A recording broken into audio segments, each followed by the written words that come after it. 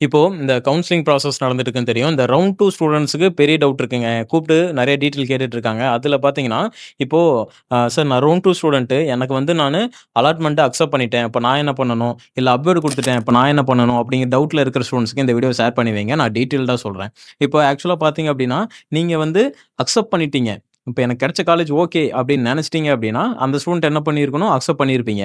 நீங்க என்ன பண்ணணும்னு சொல்லி பார்த்தீங்கன்னா, உங்களுக்கு 9ஆம் தேதியிலிருந்து 13ஆம் தேதிக்குள்ள நீங்க காலேஜ்ல போயிட்டு ரிப்போர்ட் பண்ணிரணும். உங்களோட ஒரிஜினல்ஸ் அந்த ப்ரொஃபஷனல் குடுத்திருப்பாங்க இல்லையா? அலாட்மென்ட் வந்திருக்கும்ல. அது வெப்சைட்ல இருக்கும். கீழ போயிட்டு டவுன்லோட் பண்ணிக்கலாம். அடுத்தது பார்த்தீங்கன்னா, அமௌண்ட் 7.5 ஸ்டூடண்ட்டா இருந்தா அமௌண்ட் தேவையில்ல. அதர் ஸ்டூடண்ட்டா இருந்தீங்கன்னா, அந்த காலேஜ்ல எவ்வளோ அமௌண்ட் கொண்டு வர சொல்றாங்களோ, அத எடுத்துட்டு 13ஆம் தேதிக்குள்ள போயிட்டு சப்மிட் பண்ணிருங்க. இது வந்து அக்செப்ட் பண்ண ஸ்டூடண்ட்ஸ்.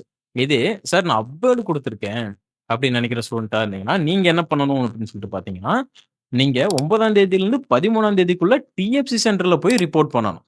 யாரு? அப்வேர்ட் குடுத்த ஸ்டூடண்ட்.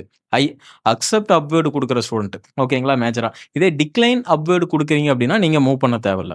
இதே அக்செப்ட் ஏன்னா நீங்க அது சாய்ஸ் குடுக்கும்போதே அந்த செகண்ட் ஆப்ஷன் குடுக்குறீங்க. அக்செப்ட் அப்வேர்ட் குடுக்குறப்பயே உங்களுக்கு டிஎஃப்சி லிஸ்ட் என்னன்னு சொல்லி கேட்டிருக்கும் கீழ. அப்படி டிஎஃப்சி லிஸ்ட் யாருக்கு கேட்டிருக்கோ, அவிங்க தான் வந்து டிஎஃப்சி லிஸ்ட்க்கு போகணும். ஓகேங்களா? நீங்க என்ன பண்ணணும்? அப்வேர்ட் குடுத்த ஸ்டூடண்ட் 9ஆம் தேதியிலிருந்து 13ஆம் தேதிக்குள்ள நீங்க டிஎஃப்சில போயிட்டு ரிப்போர்ட் பண்ணணும். உங்களோட ஒரிஜினல்ஸையோ அண்ட் தென் உங்களோட அமௌண்ட் கொண்டு போயிட்டு நீங்க அங்க அமௌண்ட் கட்டுற மாரி இருக்கும். ஓகே. இப்போ அடுத்த ப்ராசஸ் என்ன அப்படின்னு சொல்லி பார்த்தீங்கன்னா, அப்வேர்ட் குடுத்த ஸ்டூடண்ட்க்கு 17ஆம் தேதி காலையில எந்த காலேஜ்ல சீட் கிடைச்சது அப்படிங்கிற அனவுன்ஸ்மென்ட் குடுப்பாங்க. அது நீங்க வெப்சைட்ல டிஎன்ஏ வெப்சைட்ல போயிட்டு தாராளமா பார்த்து எடுத்துக்கலாம்.